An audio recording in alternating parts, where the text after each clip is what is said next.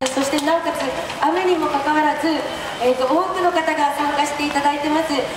今ですね、こちらの前にお二人並んでるんですけれども、あとスピーチされたい方、ぜひこちらの方に来て並んでください。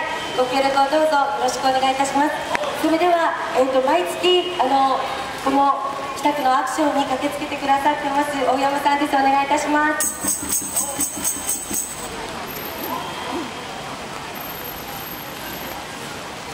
カムチャッカから来ました大山です。というのは嘘です。申し訳ありません。安倍さんよりもうまく嘘がつけませんで申し訳ございません。カムチャッカではございません。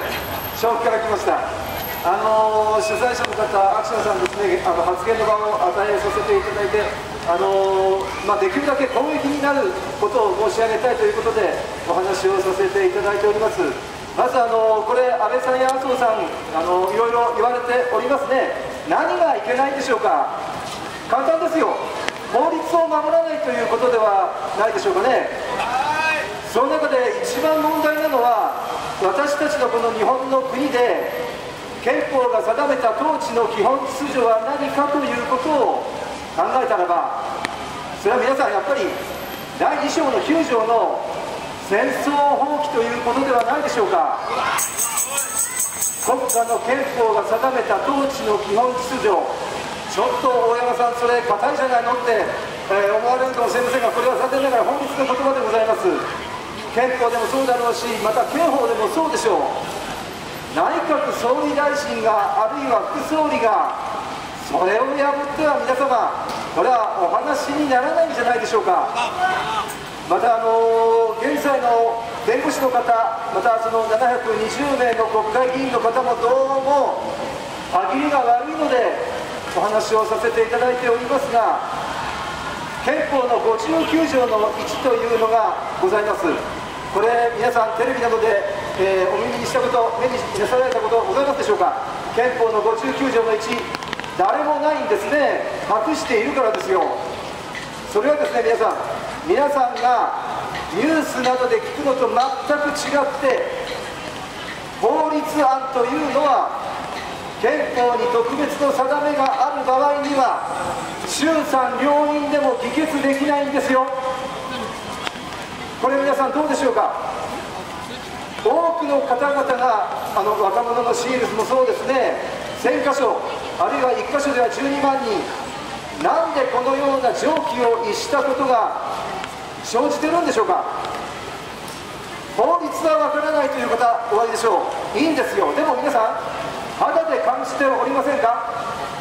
自分の暮らしが、地域の暮らしが、国がなんか変だ、やばくなってる。若い方はそう思うかもしれない。現にそうじゃないですか。なぜかって憲法も刑法も守らなかったら、それは国が皆様歪んでしまうんじゃないでしょうか。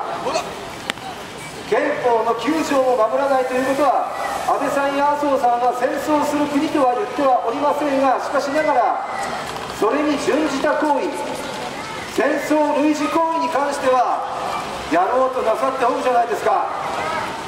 こういうのっていうのは何やら買収犯罪を援助交際というふうに言い換える、そういうのとまるで変わりがないんじゃないでしょうか。皆さん言い換えれば犯罪もいいんでしょうか。犯罪はやっぱりまずいでしょう。ですから先ほど59条の1のことも申し上げました。なぜ国会で物事を決める法律を1本作るならば、どうして適正な手続きを守らないんでしょう。私たちが一般の方が日々の生活に追われて忙しいから、法律に疎いから、だからあいつらごまかしちゃえと、そういうことを議員学士をつけてる方がやったら、これはもう政治でも何でもないので、ですから皆さんで協力して、悪いものは総理でも誰でも悪いので、今回はとにかくこれは取り消しをさせましょうというお話でございます。戦争なんてとんでもない話です。私は以前にも申し上げましたが、戦争というのはこれは政治の敗北です。戦争をやるなんていうのはかっこいいことでも国の利益でも何でもなくて、これは政治家の敗北なんですよ。戦争は政治の敗北です。ところがそういうことをおっしゃる方が現在の720名の国会議員の中でいない。弁護士も歯切れが悪い、学者の先生もちょっとなんか変だ。だからせめて今日ご縁があって赤羽の皆様の前でお話をさせていただいておりますが、マスコミが本当のことを言わないからせめて申し上げるということで、どうぞお聞きください。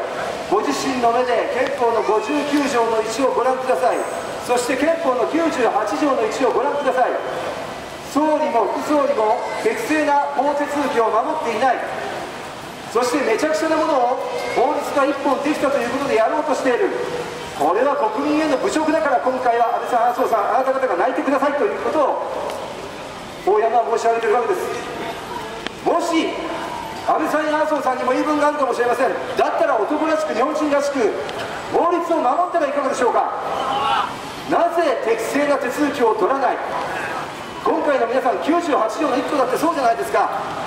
憲法の条文等に反したものというものは、そういう法律や命令、あるいは天皇の陛下の言葉のその消息ですか、あるいはその他の項目全部は、これは憲法に反したものは全て効力を有しないと書かれている。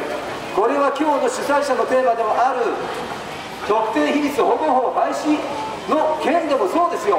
それに皆さん、これ大山は何ができるか大したことはできませんが、でも問題提起はできると思います。ちょっと考えてみてください。おかしくありませんか。2年前からこの国では違憲立法というのが当たり前になってませんか。これは本当に情けない話でございます。違憲立法っていうのは、これは国民をリーディングするような法律でも何でもないからいい加減にしろよ。こんなのは向こう取り消したというものが違憲立法ですよ。ところがそれを議員バッジをつけた720名の方が1日2億円以上の血税を国会で垂れ流して、本来できないものをできたという読売さんが言わない、朝日さんが言わない、毎日さんが言わない、系列のテレビ局が言わない、皆さんに本当の情報が行き届かない。だから皆さんがそれを判断基準を失ってしまう。でもこれはできるはずです。今インターネットの時代でもございますね。電話もとても便利になっております。皆さん即憲法の98条の1項と、そして先ほど申し上げました59条の1をご覧ください。ご自身の目でご確認ください。その場合、安倍さんと麻生さんと大山とどっちが正しいか。残念ながら私の方が正しいございます。それは私が嘘を言っていないからです。今日もう時間がありませんのでこれで失礼いたしますが、もう一度最後のお願いでございます。戦争なんてとんでもない。ですから特定秘密保護法はこれは廃止しなきゃいけない、当たり前の話です。そして安保法案に関しても今回に関しては適正な手続きを取っておりませんので、98条1項等によりこれも無効取り消しがあらかじめ最初から決められております。皆様どうかそのことを、この2条をご自身の目でご確認ください。以上でございます。ありがとうございました。